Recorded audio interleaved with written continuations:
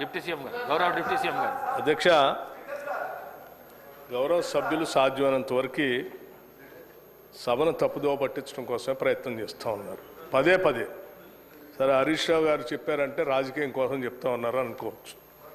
మరి ఆయన వారి వెనక ఉన్నటువంటి అంతకుముందు మంత్రిగా లెజిస్లేటివ్ అఫైర్స్ మంత్రిగా చేశారు, వారైతే సత్యదూరమైన మాట్లాడరని నేను అనుకున్నాను. కానీ వారు కూడా అట్లాగే చెప్తా ఉన్నారు. అధ్యక్ష, చాలా పెండింగ్లు ఉన్నాయి, మీరు 1,00,000 కోట్లు అప్పు చేశారు, మీరు 1,00,000 కోట్లు అప్పు చేసి బిల్లులు క్లియర్ చేయట్లేదు అంటున్నారు. 1,00,000 కోట్లు మేము చేయలేను, నేను చెప్పేదేనండి అండి, మీ మీద గౌరవంతోనే చెప్తా ఉన్నాను. మీరు అడిగారు కాబట్టి అన్నీ చెప్తాను, లేకపోతే చెప్పేవాడిని కూడా. 1,00,000 కోట్లు మేము చేయలేదు అధ్యక్ష. మళ్ళీ ఒకసారి చెప్తా ఉన్నాను క్లియర్గా, 52,000 కోట్లు మాత్రమే ఈ ప్రభుత్వం అప్పు చేసింది. దాంట్లో 66,000 కోట్లు వీరు చేసిన అప్పు వడ్డీ కట్టడానికే తీర్చాము అధ్యక్ష.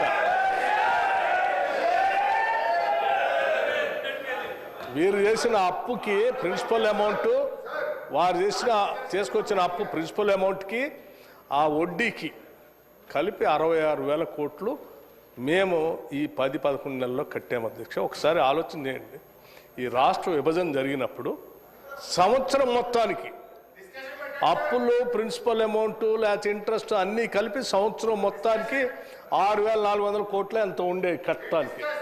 అటువంటిది ఈ 11 నెలల్లో ఈ 10 ఏళ్ళు వీళ్ళు పరిపాలన వలన సంవత్సరానికి 6,400 కోట్లు కట్టేదాన్ని మేము 66,000 కోట్లు బ్యాంకులు కట్టాల్సిన పరిస్థితి దుస్థితి తీసుకొచ్చారు అధ్యక్ష. వీళ్ళు మళ్ళీ ఇప్పుడు నీ సూత్రాలు మాట్లాడుతూ ఉన్నారు అధ్యక్ష. ఏం చేయాలా? ఇంకా ఇన్ని సత్యదూరమైన మాటలు మాట్లాడితే ఎట్లా? ఇంకో మాట చెప్తా ఉన్నారు అధ్యక్ష, చాలా బిల్లులు పెండింగ్ ఉన్నాయి. ఎస్, బిల్లులు ఎవరు పెండింగ్ పెట్టిపోయారు అధ్యక్ష? ఒకటా రెండా అధ్యక్ష?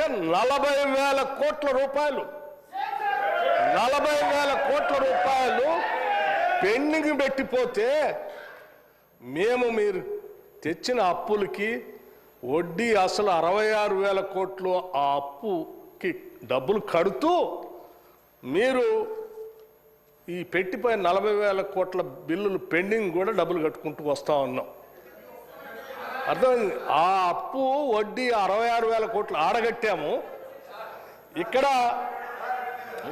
అధ్యక్ష ఈ 66,000 కోట్లు ఆడ బ్యాంక్ కడుతూనే వీళ్ళు పెండింగ్ పెట్టిన 40,000 కోట్ల బకాయిలు పెండింగ్ బిల్స్ ఉన్నాయి, వాటికి ఇప్పటికీ 14,000 కోట్ల రూపాయలు ఆ బిల్లులు కూడా తీర్చుకుంటూ వస్తున్నాం ఒకదాని తర్వాత ఒకటి. 40,000 కోట్ల నుంచి 28,000 కోట్లు తీసుకొచ్చాం దాన్ని. మీరు 10 ఏళ్ళు మురగబెట్టిపోతే 11 నెలల్లో మేమంత క్లియర్ చేసుకుంటూ వస్తూ ఉన్నాం. ఇది ఎవరైనా రాష్ట్ర ప్రయోజనాల గురించి ఆలోచన చేసేవాళ్ళు ఎవడైనా ఆలోచన చేస్తారు అధ్యక్ష. అట్లాగే అధ్యక్ష ఈ ఎఫ్ఆర్బిఎం వాటి గురించి అధ్యక్ష, సివిల్ సప్లైస్ కూడా అధ్యక్ష చివరికి ప్రతి గింజ మేము డబ్బులు పెట్టుకుంటున్నాం అని చెప్పుకుంటూ వచ్చారు వీళ్ళు. లేదా అధ్యక్ష, సివిల్ సప్లైస్ బకాయిలు కూడా 18,000 కోట్లు బకాయిలు పెట్టిపోయారు. పాపం మా మంత్రి గారు ఉత్తమ్ కుమార్ రెడ్డి గారు వచ్చిన దగ్గర నుంచి ఆ సివిల్ సప్లైస్లో బకాయిలు ఎట్లా తీర్చాలా, అక్కడ వీళ్ళు కనీసం బ్యాంక్ గ్యారంటీ కూడా లేకుండా తీసుకోకుండా కొన్ని వేల కోట్ల రూపాయల ప్రజలకు సంబంధించిన ప్యాడీని ఆడ ఆ మిల్లర్ల దగ్గర పెట్టిపోతే ఆడ పడితే ఆడ పెట్టిపోయారు అధ్యక్ష. దాన్ని క్లియర్ చేయలేదు, అమ్మలేదు, లేకపోతే ఎఫ్సిఐకి లేదు, లేకపోతే ఆ డబ్బులు మళ్ళీ సివిల్ సప్లైస్ ద్వారా రియలైజ్ చేసి ఇవ్వలేదు. పాపం మా ఉత్తమ్ కుమార్ రెడ్డి గారు వచ్చిన దగ్గర నుంచి రోజువారీ దాని మీద కంటిన్యూస్గా రివ్యూ చేసుకుంటూ ఇప్పటికీ దాంట్లో రియలైజేషను ఆ బకాయిలు అక్కడి నుంచి ఇక్కడి నుంచి రావాల్సినవి 11,000 తీసుకొచ్చారు. అక్కడ మీరు వదిలేసిపోయినటువంటి ఆ ప్యాడీని వారు ఆక్షన్ చేసి రాష్ట్రానికి ఆదాయం తీసుకొస్తా ఉన్నారు. ఆ సివిల్ సప్లైస్ కూడా గాలికి వదిలేసిపోతే మీ వారిని దాన్ని ప్రక్షాళన చేసి స్ట్రీమ్లైన్ చేసి ఇవాళ ఈ రాష్ట్రంలో పండిన ప్రతి గింజని కొనటమే కాదు అధ్యక్ష, కొన్నదానికి 3 రోజుల్లోనే డబ్బులు ఇస్తూ ఉన్నారు వారు. ఎవరైనా ఇచ్చారా మీరు మీ జీవితంలో 10 ఏళ్లలో? కొనుగోలు చేస్తే అధ్యక్ష కొనుగోలు వాళ్ళు చెప్పిన లెక్కలు అదే కార్పొరేషన్స్ గురించి కూడా చెప్పారు వాళ్ళు. అందుకే అన్న అదే కార్పొరేషన్ ఎప్పుడైనా వాళ్ళ జీవితంలో 3 రోజుల్లో డబ్బులు ఇచ్చారు అధ్యక్ష. అరే పాపం వాళ్ళు కళ్ళాల్లో కొనుగోలు చేసి మిల్లు పోతే డబ్బులు రాక నెలల తరబడి తిరిగేటువంటి రోజులు మేము చూసాం. ఇవాళ కొనుగోలు చేయటం ఒకటే కాదు అధ్యక్ష, వాళ్ళ డబ్బులు ఇటమే కాదు, చివరికి సన్నాలకి క్వింటాకి 500 రూపాయలు ఇస్తా ఉన్నారు. ఆ 500 కూడా 3 రోజుల్లో ఇస్తా ఉన్నారు. నాకు నిన్న అధ్యక్ష మా ఊరు నుంచి చిట్టిబాబు అని ఒక రైతు నాకు మెసేజ్ పెట్టాడు అధ్యక్ష. సార్ ఈ సివిల్ సప్లై శాఖ ద్వారా సన్నాలు అమ్ముకుంటే నాకు ఎకరానికి 15,000 రూపాయలు అదనంగా నాకు అకౌంట్ వచ్చిందని వారు మెసేజ్ పెట్టారు అధ్యక్ష. నిజంగా ఇటువంటి రైతులు ఈరోజు రాష్ట్ర వ్యాప్తంగా సన్నాలు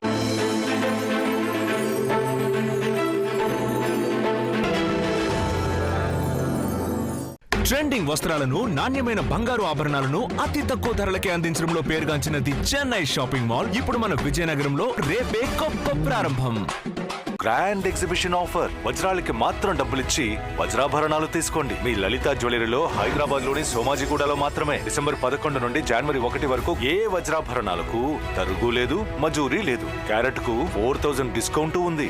916 బంగారు ఆభరణాలపై కేవలం 1.9% నుండి 11.9% వరకు మాత్రమే ఉండే అతి తక్కువ ఛాలెంజింగ్ బిఏ ఛార్జీలతో మీ ముందుకొస్తోంది ది చెన్నై షాపింగ్ మాల్. ఇప్పుడు మన విజయనగరంలో ప్రముఖ సినీ తార శ్రీలీల చేతుల మీదుగా రేపే గొప్ప ప్రారంభం.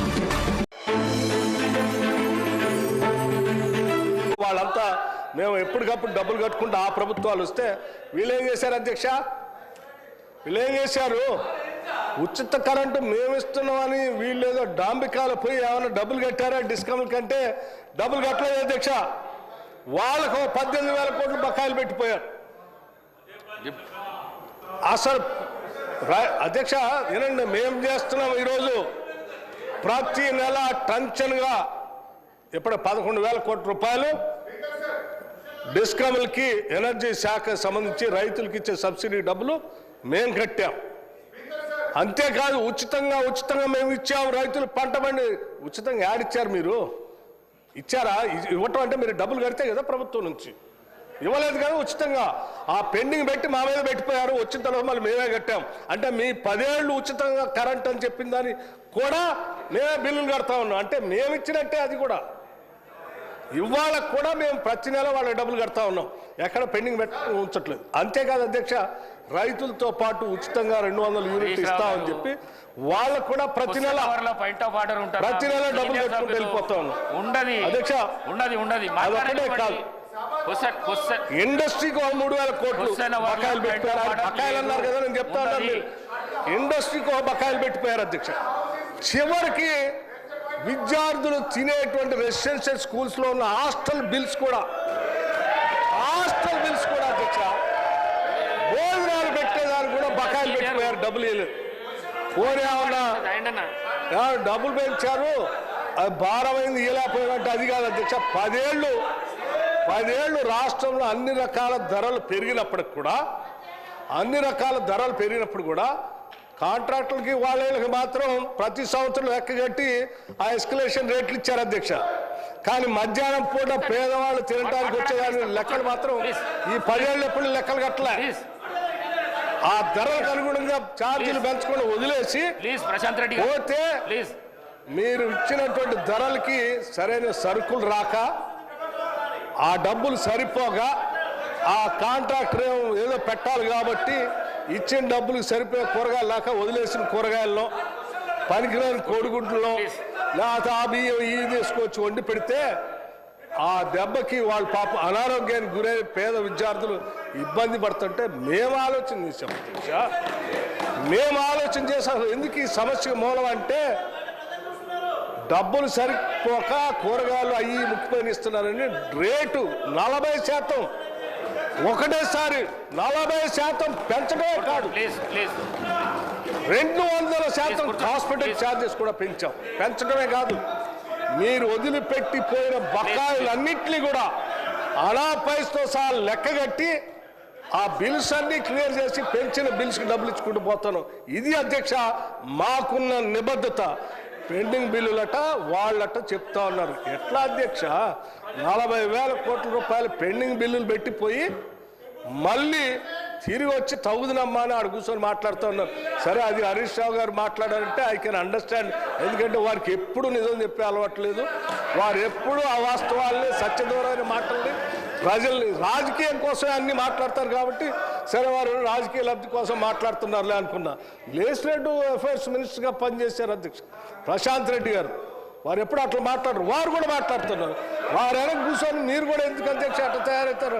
అట్లా మాట్లాడబాకండి అధ్యక్ష. ఇది వాస్తవాలు మాట్లాడుకోవాలి, ప్రజలకు వాస్తవాలు తెలియాలి. వారు అడిగారు, రైట్, 7,11,000 మేము అప్పు చేయలేదు, మీరు అబద్ధం చెప్తున్నారు, దానిపైన మేము వాస్తవాలు చెప్పాలంటే ఎస్, ఆ రోజు మేము వైట్ పేపర్ పెట్టి చూపించాం. అయినా మీకు ఇంకా సరిపోలేదు, మళ్ళీ చూపించాలంటే మళ్ళీ చూపిస్తాం అధ్యక్ష. మాకేం అభ్యంతరం లేదు. రూపాయితో సహా లెక్కగట్టి దాన్ని సభకి, ప్రజలకు, మాకు కూడా చెప్పాలని అనుకుంటున్నాను. మీరు అడిగారు, చాలా సంతోషం అధ్యక్ష. మళ్ళీ ఏదైనా వేరే ఫామ్లో రమ్మని చెప్పండి, 100% తీసుకొని వస్తాం అధ్యక్ష. నమస్కారం, థ్యాంక్ యూ. పల్లా రాజేశ్వర రెడ్డి గారు, నో పాయింట్ ఆఫ్ ఆర్డర్.